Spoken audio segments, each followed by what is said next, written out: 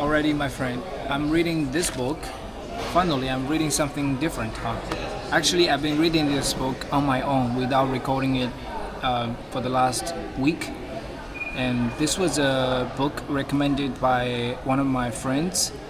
And yeah, I didn't really understand the story. I wasn't patient enough to really understand what this story is about until recently I picked up this book again with an increasing interest in writing, and I realized a really great way to improve writing and just ability to paint a scene is through reading novels, which is all about painting scenes,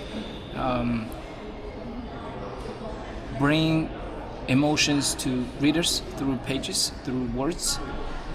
And now I just read the first chapter silently, and I want to start from the very beginning and help myself to understand the story even more vividly. So let's begin. Yeah, I'm in a locking coffee. It is kind of noisy, so I can just let myself read aloud a bit louder, I guess. The Shop of the Gods. Whenever my mother talks to me, she begins the conversation as if we were already in the middle of an argument. Perora, have to go, no choice, my mother said when she phoned last week. After several minutes, I learned the reason for her call. Auntie Helen was inviting the whole family to my cousin Bao Bao's engagement party. The whole family means the Kwans and the Louis.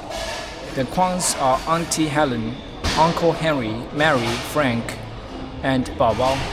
And these days, the Louis really refers only to my mother and me, since my father is dead and my brother Samuel lives in New Jersey. We've been known as the whole family for as long as I can remember.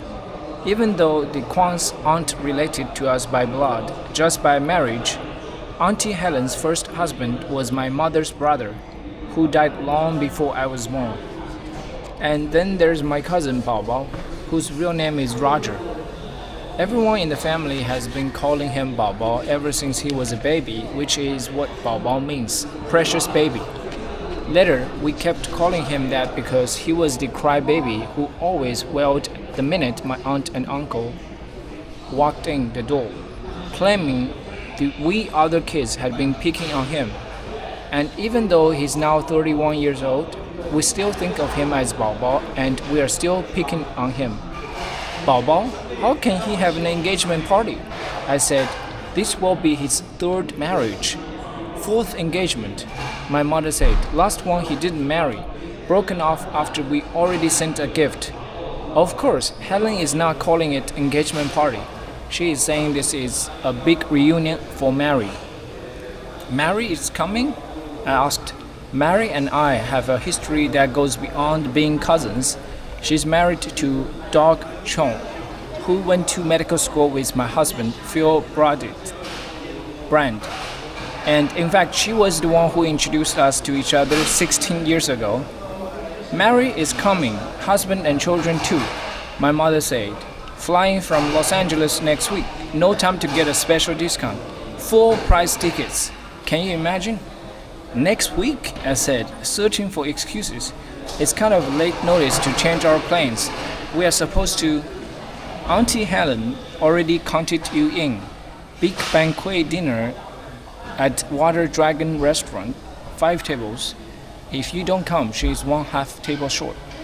I pictured Auntie Helen, who is already quite short and round, shrinking to the size of a table leg. Who else is coming? Lots of big, important people. My mother unanswered, saying the word important as if to refer to people she didn't like. Of course, she is also telling people Bao Bao will be there with his new fiancé. And then everybody asks, fiancé? Bao Bao has a new fiancé? Then Helen, she says, oh, I forgot. This is supposed to be a big surprise announcement. Promise not to tell. My mother sniffed. She lets everyone know that way. So now you have to bring a gift, also a surprise. Last time, what did you buy? For Bao and that college girl? I don't know, maybe a candy dish? After they broke up, did he send it back? Probably not, I don't remember. You see, that's how the Kwans are. This time, don't spend so much. 2 days before the dinner, I got another phone call from my mother. Now it is too late to do anything about it, she said, as if whatever it was my fault. And then she told me Grand Auntie Du was dead at age 97. This news did come to me as a surprise. I thought she had already died years ago. She left you nice things, my mother said. You can come get it this weekend. Grand Auntie Du was actually Helen's blood relative, her father's half-sister, or some such thing. I remember, however, it was my mother who had always helped take care of Grand Auntie. She carried out her garbage every week. She kept the old lady from subscribing to magazines every time she got a sweepstakes notice with her name printed next to the words $1 million.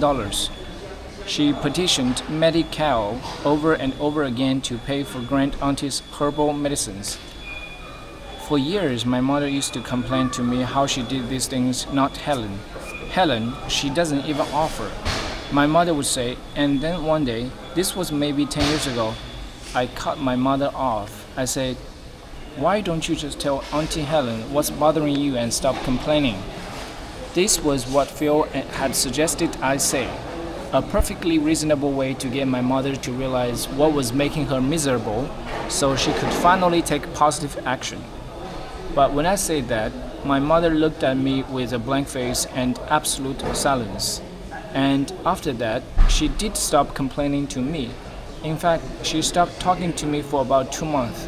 And when we did start talking again, there was no mention of Grand Auntie Du ever again.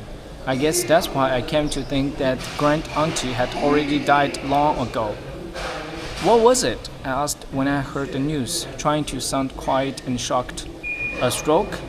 A buzz, my mother said. Apparently, Grand Auntie Du had been in vigorous health right up to the end. She was riding the one California bus when it lurched to the side to avoid what my mother described as a hot rod with crazy teenagers running a stop sign. Grand Auntie pitched forward and fell in the aisle. My mother had gone right away to visit her at the hospital, of course. The doctors couldn't find anything wrong besides the usual bumps and bruises, but Grand Auntie said she couldn't wait for the doctor to find out what she already knew. So she made my mother write down her will. Who should get the 30-year-old knobby sofa, her black and white TV set, that sort of thing. Late that night, she died of an undetected concussion. Helen had been planning to visit the next day. Too late. Bao Roger said we should sue $1 million. My mother reported, can you imagine that kind of thinking? When we found out Grand Auntie died, he didn't cry, only wants to make money off her dead body. Huh. Why should I tell him she left him 2 lamps? Maybe I will forget to tell him. My mother paused. She was a good lady, 14 wreaths already. And then she whispered, of course, we are giving everyone 20% discount. My mother and Auntie Helen co-own Ding Ho Flower Shop on Ross Alley in Chinatown. They got the idea of starting the business about 25 years ago, right after my father died and Auntie Helen was fired from her job. I suppose, in some way, the flower shop became the dream that would replace the disasters. My mother had used the money donated by the First Chinese Baptist Church, where my father had served as an assistant pastor, and Auntie Helen used the money she had saved from her job at another flower shop, which was where she learned the business. That was also the place that had fired her. For being too honest, is what Auntie Helen revealed to us as the reason. Although my mother suspected it was because Auntie Helen always urged her customers to buy the cheapest bouquets to save money. Sometimes I regret that I ever married into a Chinese family, Phil said when he heard we had to go to San Francisco, 100 miles round trip from our house in San Jose. made worse by weekend football traffic. Although he's become genuinely fond of my mother over the 15 years we've been married, he's still exasperated by her demands, and a weekend with the extended family is definitely not his preferred way to spend his days off from the hospital. Are you sure we have to go? He said absently. He was busy playing with a new software program he had just loaded onto his laptop computer. He pressed a key. Hotcha! He exclaimed to the screen and clapped his hands. Phil is 43 years old, and with his fiery gray hair, he usually strikes most people as reserved and dignified. At that moment, however, he had the pure intensity of a little boy playing with a toy battleship. I pretended to be equally busy, perusing the help wanted section. 3 months ago, I took a position as a speech and language clinician with local school districts, and while I was basically happy with the job, I secretly worried that I had missed a better opportunity. My mother had put those thoughts in my head right after I announced I had been chosen over 2 other candidates for the same position. She said, "Two? Only 2 people wanted that job?" And now Phil looked up from his computer, concerned, and I knew he was thinking about my medical condition, as we called it, the multiple sclerosis,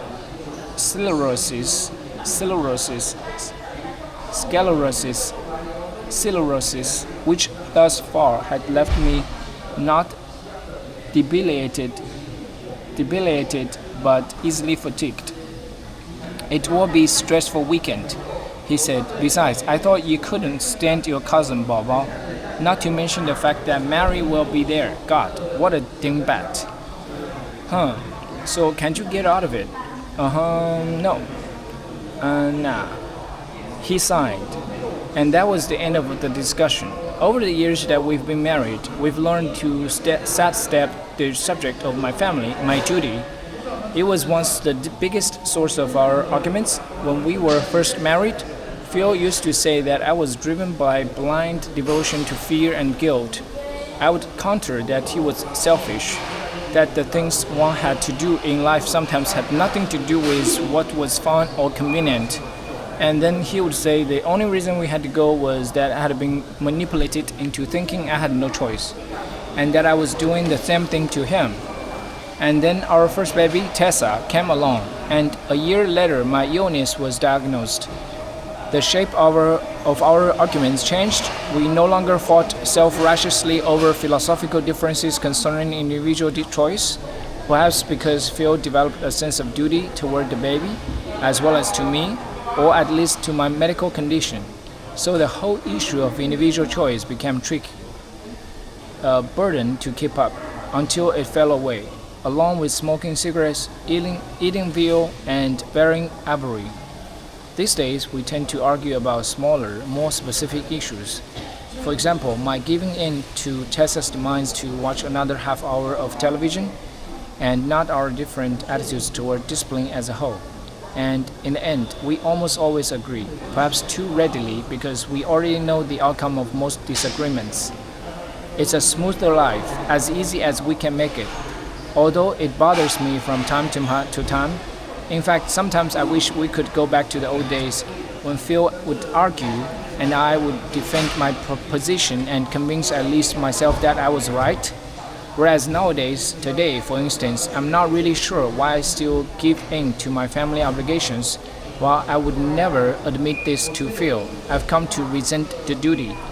I'm not looking forward to seeing the cons, especially Mary, and whenever I'm with my mother, I feel as though I have to spend the whole time avoiding landmines. So maybe it was guilt toward Phil or anger toward myself that made me do this. I waited until the next day to tell Phil we'd have to stay overnight to attend Grand Auntie Stu's funeral as well. For the dreaded weekend, Phil and I had decided to come into the city early to get settled and perhaps take the girls to the zoo. The day before, we had had a polite argument with my mother over where we would stay. That's very kind of you, Winnie. Phil reasoned with my mother over the phone, but we've already made reservations at a hotel. I listened on the other line, glad that I had suggested he call and make the excuses. What hotel? My mother asked. The Travelodge. Phil lied. We were actually booked at Hyatt. Ah, too much money, my mother concluded. Why waste money in that way? You can stay at my house, plenty of rooms. And Phil had declined gracefully. No, really, it's too much trouble, really. Trouble for who? My mother said. So now Phil is getting the girls settled in the room that once belonged to my younger brother? This is where they always stay whenever Phil and I go away for a medical convention. Actually, sometimes we just say it's a medical convention and then we go back home and do all the household chores we aren't able to finish when the children are around. Phil has decided that Tessa, who is 8, will sleep on the twin bed and 3-year-old Cleo will get the hideaway cot. It's my turn for the bed, says Cleo. Habu said. But Cleo reasons Tessa, you like the cot. Habu. Cleo calls for my mother to rescue her. Habu. Phil and I are staying in my old room, still crammed with its old-fashioned furniture. I haven't stayed here since I've been married, except for the fact that everything is a bit too clean. The room looks the same as when I was a teenager. The double bed with its heavy legs and frame, the dressing table with the round mirror and inlay of ash, oak, burr, and mother of pearl. It's funny how I used to hate that table. Now it actually looks quite nice, Art Deco. I wonder if my mother would let me have it. I noticed that she has placed my old Chinese slippers under the bed, the ones with the hole at each of the big toes. Nothing ever thrown away, in case it's needed again 20 years later. And Tessa and Cleo must have been rummaging around in the closet, scavenging through boxes of old toys and junk. Scattered near the sleepers are doll clothes, a rhinestone tiara, and a pink plastic jewelry case with the words "My Secret Treasures" on top. They have even rehung the ridiculous Hollywood-style star on the door, the one I made in the 6th grade, spelling out my name, Peril, in pop beads. Gosh, Phil says in a goofy voice, this sure beats the hell out of staying at the Travelodge. I slap his thigh. He passed the mismatched set of gas towels lying on the bed. The towels were a Christmas gift from the cons right after our family moved from Chinatown to the Richmond district, which meant they had to be 30 years old. And now Tessa and Cleo race into our room, clamoring that they are ready to go to the zoo. Phil is going to take them, while I go to Ding Ho flower shop to help out. My mother didn't exactly ask me to help, but she did say in a terse voice that Auntie Helen was leaving the shop early to get ready for the big dinner, in spite of the fact that there was so much to do at the shop, and Grand Auntie's funeral service was the very next day. And then she reminded me that Grand Auntie was always very proud of me. In our family, proud is as close as we get to saying love. And she suggested that maybe I should come back early to pick out a nice wreath. I should be back at 5:30, I told Phil. I want to see African elephants, says Tessa, plopping down on our bed, and then she counts on her fingers, and koala bears and a spiny anteater and a humpback whale. I've always wondered where she picked up this trait of listing things. From Phil? From me? From televisions? Say please, Phil reminds her, and I don't think they have whales at the zoo. I turn to Cleo. I sometimes worry she will become too passive in the shadow of her confident big sister. And what do you want to see? I ask her gently. She looks at her feet, searching for an answer. Dimbats, she finally says. Okay. Alright, it's 4:44. I think I'm heading back home. That was a great reading. Thanks for reading with me. Bye.